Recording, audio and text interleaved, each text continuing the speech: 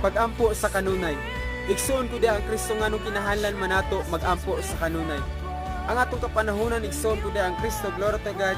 Samtang nagakinabuhi ka diri sa kalibutan igsoon nga atong ginapuy-an, aduna kitay ginatawag igsoon nga kalaban. Ang Kristohanon igsoon ko di ang Kristo, glory to God. Aduna kay kalaban igsoon diri samtang nagapuyo ka sa kalibutan. Kisa ba ang imong kalaban igsoon ko di ang Kristo, glory to God?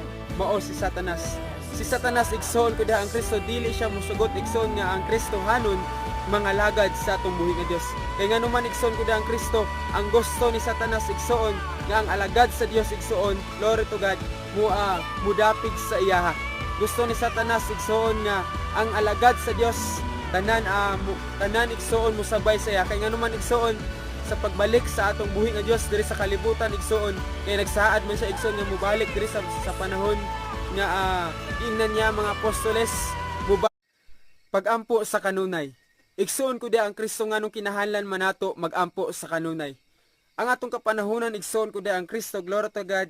Samtang nagakinabuhi ka diri sa kalibutan igsoon nga atong ginapuy-an, aduna kitay ginatawag igsoon nga kalaban.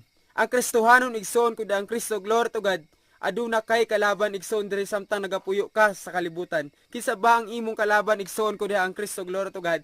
Mao si Satanas. Si Satanas igsoon ko di ang Kristo, dili siya musugot igsoon nga ang Kristohanon mga lagad sa atong buhi nga Dios. Kay nga naman igsoon ko di ang Kristo, ang gusto ni Satanas igsoon nga ang alagad sa Dios igsoon, glory to God, mudapig sa iyaha.